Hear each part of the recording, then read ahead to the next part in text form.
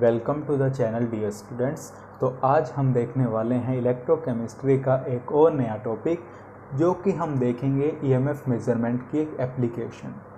वो है in the determination of the solubility and solubility product of sparingly soluble salt. एक sparingly soluble salt की solubility and solubility product को आप कैसे फाइंड आउट कर सकते हैं, वो हम आज के लेक्चर में बेसिकली कवर करने वाले हैं। इसमें हम सबसे पहले प्रिंसिपल देखेंगे, then procedure, then calculation and at the end हम एक न्यूमेरिकल प्रॉब्लम भी लेंगे। तो चलिए अपनी नोटबुक रेडी कर लीजिए, चलते हैं एक और शानदार लेक्चर की तरफ।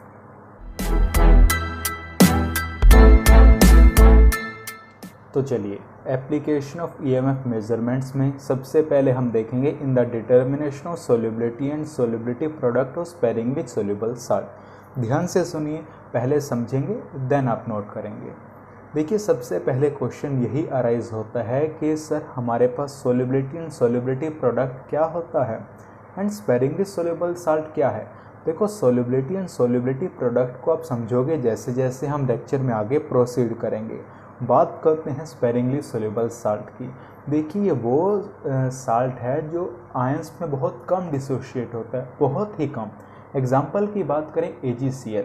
AgCl को जब हम आयंस में डिसोशिएट करते हैं तो हम इक्विलिब्रियम का साइन यूज़ करते हैं। वो इक्विलिब्रियम का साइन यही बता रहा है कि ये वीक इलेक्ट्रोलाइट है, आयंस में बहुत कम डिसोशिएट होता है। ऑन द अदर हैंड अगर हम बात करें NaCl की, साल्ट है, स्ट्रॉन्ग इलेक्ट्रोलाइट है, आयंस में कंप्लीटली डिसोशिएट हो जाएगा। सिल्वर नाइट्रेट की AgNO3 completely Ag+ and NO3- में कन्वर्ट हो जाएगा। क्लियर। अब हम बात करते हैं प्रिंसिपल की। क्या कहता है? The EMF of a concentration cell is given by E = RT/NF natural log of C2/C1। देखिए, पहले भी हम डिस्कस कर चुके हैं, आई थिंक इतनी नॉलेज अब हम डेवलप कर भी चुके हैं कि EMF क्या होता है। ये मैक्सिमम पोटेंशियल डिफरेंस होता है जो क्रिएट होता है दो इलेक्ट्रोड्स के बीच में। अब बात करते हैं कॉन्सेंट्रेशन सेल की। ये आपके लिए नई टर्म हो सकती है।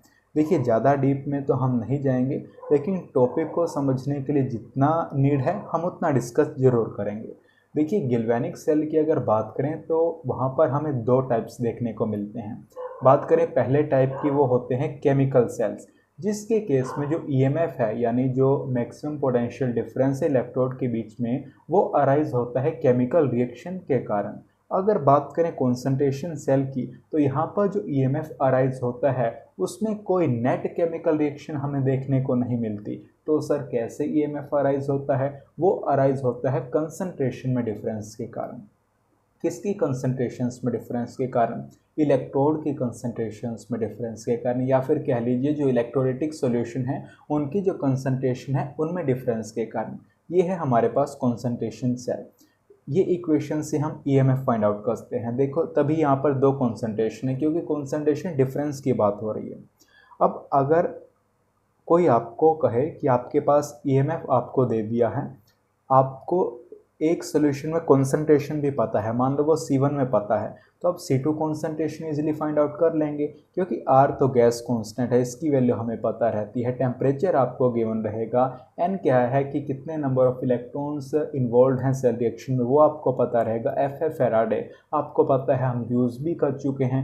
96500 कूलम्स इसकी वैल्यू है।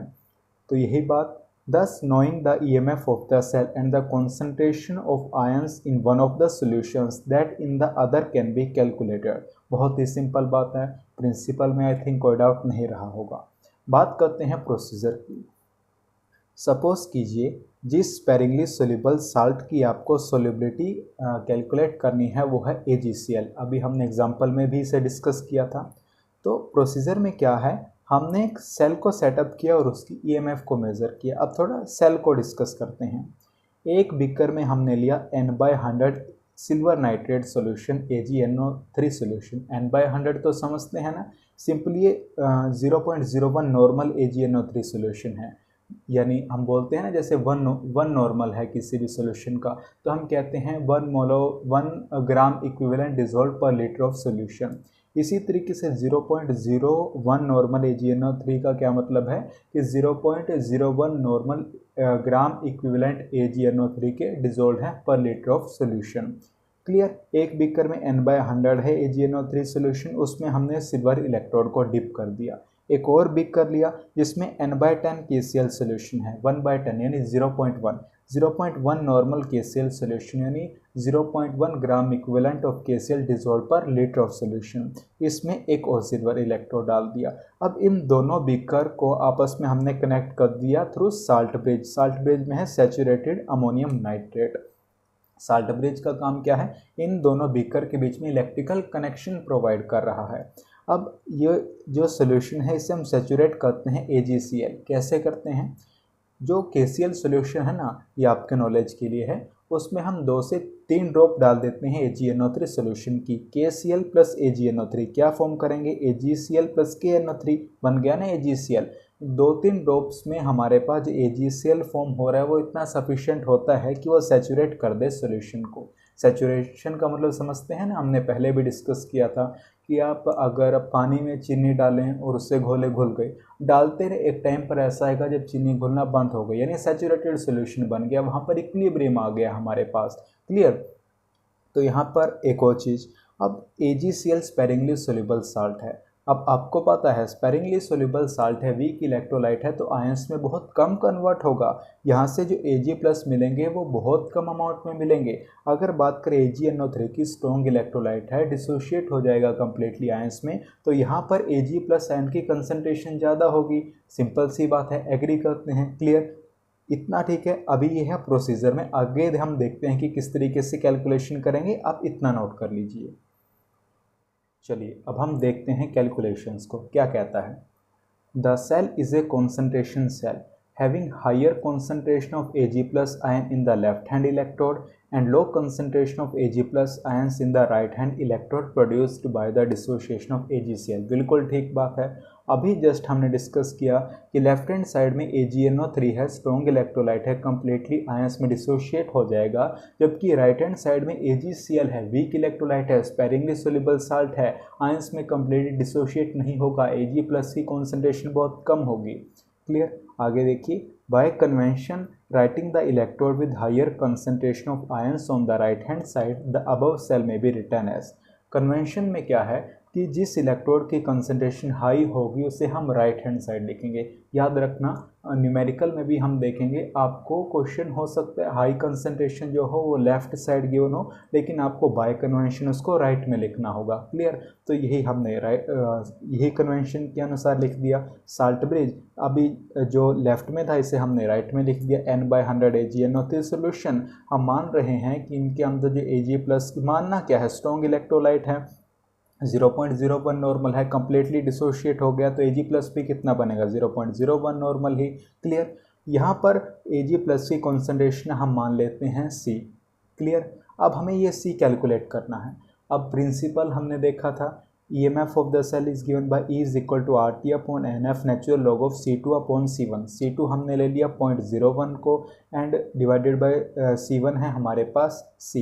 अब 25 डिग्री सेल्सियस पर जब हम सारी वैल्यू पुट करेंगे तो हमारे पास आएगा E = 0.0591/1 log 0.01/C। Next equation में भी किया था, अगर लेक्चर याद है तो बहुत ही क्लियर होगा, डाउट नहीं आएगा, नहीं भी याद है तो भी कोई इशू नहीं।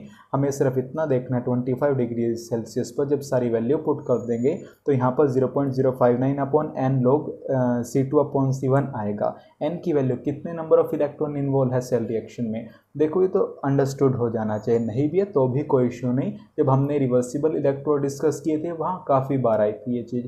Ag+, अब मान लो ऑक्सीडेशन हो रहा है तो Ag से Ag+ कैसे बनेगा, एक इलेक्ट्रॉन को लॉस करके, तो एक इलेक्ट्रॉन इन्वॉल्व हो रहा है, इस तरीके से आप सोच सकते हैं। तो यहाँ पर 1 इलेक्ट्रॉन आ गया फ्रॉम। अभी अगर इशू आ रहा है कि हमें कैसे पता चलाएगा एंड हम इतना सोच पाएंगे, वो इशू नहीं है। आप जैसे ही लेक्चर को फिनिश करेंगे, इस चैप्टर को 1-2 बार देखेंगे आप, बहुत ही सिंपल सी चीज़ लगेगी आपको। ठीक है। तो इस इक्वेशन से हम C को कैलकुलेट कर सकते हैं अगर EMF आपके पास गिवन हो। तो यहाँ से C तो आ गया, तो प्रिंसिपल का यूज़ हमने कर लिया कि अगर आपके पास EMF पता हो और एक सोल्यूशन की कंसंट्रेशन पता हो तो दूसरे सोल्यूशन की कंसंट्रेशन आप फाइंड आउट कर सकते हैं। क्लियर। तो आप इतना नोट कीजिए, देन हम कैलकुलेशन पोर्शन को थोड़ा और आगे देखेंगे। तो चलिए, अभी तक हमने देखा कि जो AgCl का सोल्यूशन है N/10 KCl में, वहाँ पर Ag+ की कंसंट्रेशन हमने कैलकुलेट कर ली है, जो कि है C ग्राम इक्विवेलेंट पर लीटर, क्योंकि नॉर्मल है ना, वही normality number of gram equivalent dissolve पर लीटर ऑफ द सोल्यूशन, तो ग्राम इक्विवेलेंट पर लीटर ही है C जो हमारे पास आएगी। ठीक है, आगे देखिए क्या कहता है। As AgCl dissolves very little, बिल्कुल सही बात है, स्पेरिंगली सोल्यूबल साल्ट है।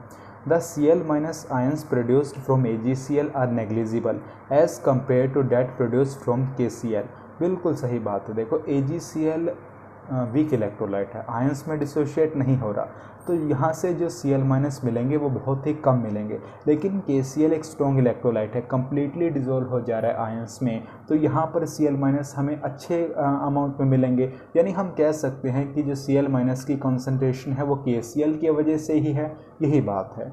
Thus in the solution of AgCl in N/10 KCl, Cl- की concentration is equal to KCl। KCl कितनी है N/10 यानी 0.1 नॉर्मल, तो ये आ गया 0.1 नॉर्मल। AgCl वीक इलेक्ट्रोलाइट है, स्पेरिंगली सोल्यूबल साल्ट है, इक्विलिब्रियम का साइन तभी हमने यूज़ किया, Ag+ और Cl- आ गया। अब के इक्विलिब्रियम अगर आपको लिखना हो तो आप कैसे करेंगे कि जो हमारे पास प्रोडक्ट में है उनकी कंसंट्रेशन डिवाइडेड बाय जो रिएक्टेंट में है उनकी कंसंट्रेशन। प्रोडक्ट में है Ag+ और Cl-, तो Ag+ की कंसंट्रेशन हमने लिखी, Cl- की कंसंट्रेशन हमने लिखी, डिवाइडेड बाय रिएक्टेंट की कंसंट्रेशन डिवाइडेड बाय AgCl आ गया। नेक्स्ट इक्वेशन में हमने बहुत बार ये बात यूज़ की थी कि सॉलिड की कंसंट्रेशन 1 लेते हैं, 1 लिया जब हमने इसको, तो इस केस में जो के इक्विलिब्रियम है उसे हम बोलते हैं KSP। KSP क्या है, सोल्यूबिलिटी प्रोडक्ट, जो कि आ गया Ag+ की कंसंट्रेशन और Cl- की कंसंट्रेशन के प्रोडक्ट के। तो एक चीज़ यहाँ पर निकल गई है कि सोल्यूबिलिटी प्रोडक्ट हमारे पास आ गया है। द सोल्यूबिलिटी प्रोडक्ट KSP हो सकता है कई बुक्स में के सब्सक्रिप्ट में S गिवन हो, तो कोई इश्यू नहीं है। of AgCl will therefore be given by KSP is equal to Ag+ की कंसंट्रेशन इंटू Cl- की कंसंट्रेशन। Ag+ की कंसंट्रेशन पहले पोर्शन में हमने प्रिंसिपल का यूज़ करके निकाल लिया, कितना आया था C ग्राम इक्विवेलेंट पर लीटर, C आ गया। Cl- की कितनी है, जो KCl की थी यानी 0.1 नॉर्मल, तो यहाँ से सोल्यूबिलिटी प्रोडक्ट को हम इजीली फाइंड आउट कर सकते हैं, कैलकुलेट कर सकते हैं। अब यहाँ पर एक चीज़ तो हमारी सोल्व हो गई कि हमने सोल्यूबिलिटी प्रोडक्ट को निकाल लिया। अब बात आती है सोल्यूबिलिटी की।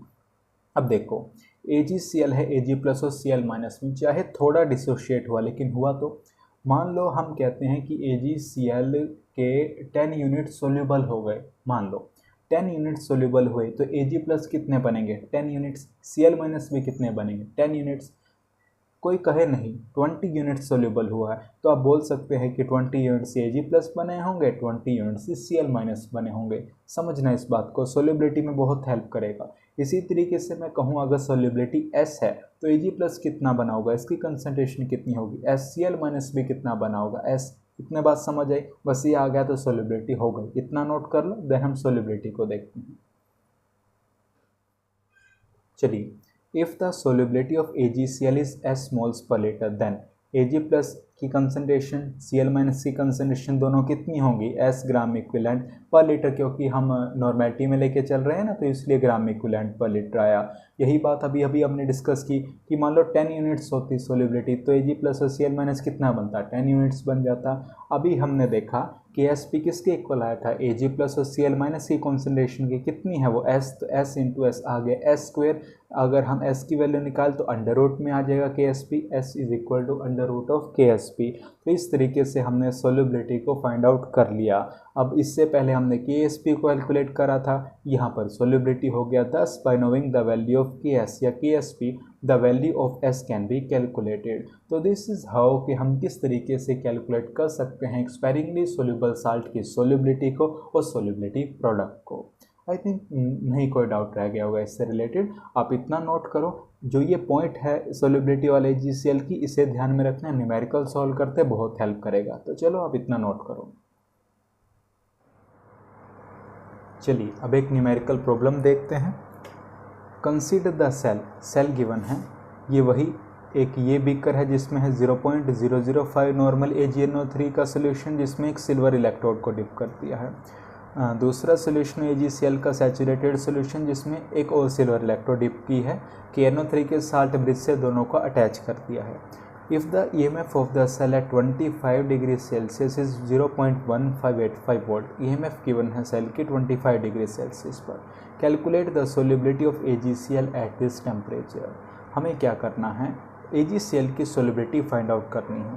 अब देखो, अभी हमने देखा कि अगर 10 यूनिट सोल्युबिलिटी है AgCl की, तो Ag प्लस कितना बना होगा, 10 ही यूनिट, Cl माइनस कितना बनेगा, 10 ही यूनिट। यानी अगर मैं Ag प्लस या Cl माइनस की किसी की एक कंसनट्रेशन फाइंड आउट कर दूं तो मैं बता दूंगा कि सोल्युबिलिटी कितनी है AgCl की। अब किसकी फाइंड आउट करें, देखो Ag की करेंगे, क्यों, क्योंकि एक और सोल्यूशन गिवन है जिसमें हम Ag की कंसनट्रेशन पता है, यानी ये वही बात हो गई। EMF गिवन है, एक सोल्यूशन में कंसंट्रेशन गिवन है, दूसरे सोल्यूशन में कंसंट्रेशन फाइंड आउट करनी है। प्रिंसिपल यूज़ हो गया कि नहीं, कर पा रहे हैं कनेक्ट, तो वही चीज़ है। अब देखो यहाँ पर AgCl है, वीक इलेक्ट्रोलाइट है, डिसोशिएट नहीं होगा कंप्लीटली आयंस में, यानी Ag प्लस की कंसंट्रेशन कम होगी।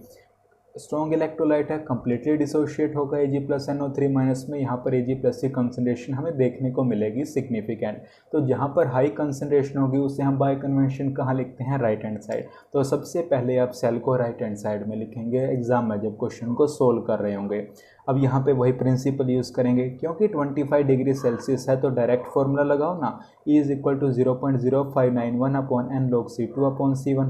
n वही Ag प्लस कैसे बना होगा अगर ऑक्सीडेशन हो गया, Ag से Ag प्लस इलेक्ट्रॉन का लॉस करके, 0.158 वोल्ट गिवन है E, 0.0591, 1 log C2 कितना है 0.005, यहाँ पर आप 0.005 कर देना, यहाँ पर ये 0.05 लिखा गया, 0.005 कैलकुलेशन ठीक है। अब इसको डिनोमिनेटर में लेके आएंगे, यहाँ पर है log 0.005 करेंगे इसको 0.005, इसी तरीके से यहाँ भी 0.005 log 0.0। अब log m अपॉन n है, log m अपॉन n होता है log m minus log n, तो यहाँ पर हो गया log m है log 0.005, n है c तो माइनस log c। यहाँ से log c लिखेंगे, इधर आया, ये चला गया हमारे पास राइट हैंड साइड, यानी log 0.005 माइनस इसको सोल्व कर कर आया 2.6819। तो यहाँ से जब आप c कैलकुलेट करेंगे वो आएगी 1.0402 10 की पावर माइनस 6 ग्राम इक्विवेलेंट पर लीटर। कॉन्सेप्ट समझिएगा। अब कह रहे होंगे सर आपने तो कैलकुलेटर था सोल्व कर दिया, हम कैसे, देखो वही बात है, अगर एग्ज़ाम में इस तरीके से क्वेश्चन पूछा जाता है तो कैलकुलेशन ऐसी होगी जो आप कर सकेंगे, क्लियर। अदरवाइज कैलकुलेटर अवेलेबल होगा, नहीं होता मोस्टली केसेस में, तो कैलकुलेशन आप इजीली हैंडल कर लेंगे।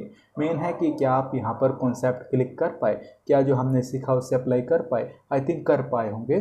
तो चलिए आज इतना ही देखेंगे, मिलते हैं नेक्स्ट वीडियो में। Till next video, keep learning, keep growing.